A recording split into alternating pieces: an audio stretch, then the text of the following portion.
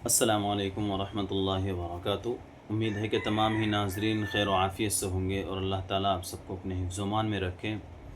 माक़बल में हमारा जो उन्वान जो चल रहा था वो ये था कि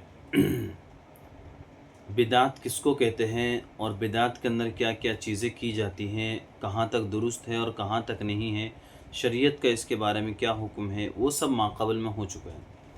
अब यहाँ से एक नया उन्वान है अहल सुन्नत वल जमाअत यानी देवबंद, अहल सुन्नत वल जमाअत और बिदाती जिनको बरेलवी कहा जाता है, उनके दरमियान एक बात का इख्तिलाफ़ है। अहल सुन्नत वल जमाअत यानी देवबंद ये कहते हैं कि क़ब्र के ऊपर अज़ान देना बिदअत है, और बरेलवी हज़रात ये कहते हैं कि क़ब्र के ऊपर अज़ान देना सुन्नत कहते हैं, हदीस से साबित करते हैं।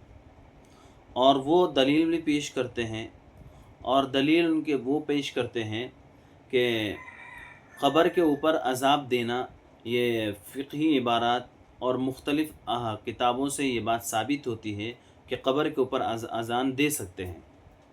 और वो पेश करते हैं कि रसूलुल्लाह सल्लल्लाहु अलैहि वसल्लम ने इरशाद फरमाया कि आदमी को मरते वक्त उसको कलमे की तलक़ीन करना, उसके पास कलमे का विर्द करना है ताकि वो कलमे का विर्द कर सके।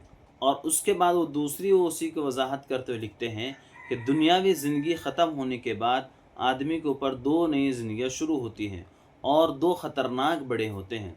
एक ये झाकुनी का हालम, और दूसरा ये कि क़ब्र के सवालात।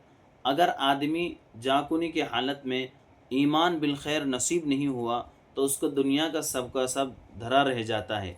और अगर उसने सवालात के जवाबात नहीं दिया, क़ब्र के अंदर सवालात के जवाबात नहीं दिए हैं, तो उसके लिए ये सबसे बड़ी मुश्किल शुरू हो जाती है।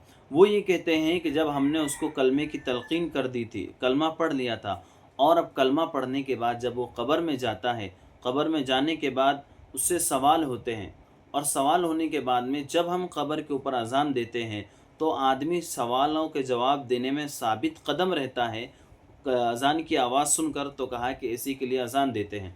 और वो एक रिवायत पेश करते हैं, बुखारी शरीफ की एक रिवायत पेश करते हैं कि हज़रत रसूलुल्लाह सल्लल्लाहु अलैहि वसल्लम ने हज़रत सआद इब्न मुआज़ रज़ी अल्लाह तआला अन्हुमा की क़ब्र पर खड़े होकर तकबीर कही थी। वो इससे इस्तिदलाल करते हैं और कहते हैं कि जब आदमी को क़ब्र में लिटा दिया जाता है, सवाल और जवाब होते हैं, तो फ़रिश्ते शैतान उसके सामने खड़ा होता है और फ़रिश्ते उससे सवाल करते हैं।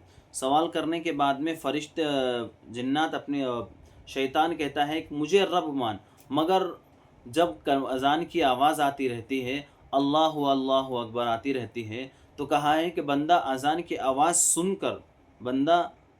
आवाज़ सुनकर उसके जवाब में कहता है कि मेरा रब अल्लाह है। तो वहाँ से अज़ान की आवाज़ सुनकर शैतान भाग जाता है। वही लोग रिवायत पेश करते हैं, मगर अहले सुन्नत वल जमात यानी देवबंद उसका जवाब ये देते हैं कि जो वो रिवायत जो पेश कर रहे हैं, वो आदमी के जो रिवायत जो उन्होंने पेश की है वो रिवायत उस वक्त की नहीं है, बल्कि उनको यही नहीं मालूम कि रिवायत किस वक्त की है, यानी आप सल्लल्लाहु अलैहि वसल्लम ने उस रिवायत को कब बयान किया था। और वही लोग बयान करते हैं कि ये रिवायत ये है कि आदमी क़ब्र के ऊपर अज़ान दे सकता है। अहले सुन्नत वल जमात यानी देवबंद ये कहते हैं कि ये खुली हुई हदीस के अंदर तहरीफ़ है और बिदअत है, लिहाजा इससे अपना आप को बचाना चाहिए और दूसरे लोगों को भी बताना चाहिए। अस्सलामु अलैकुम वरहमतुल्लाहि वबरकातुहू।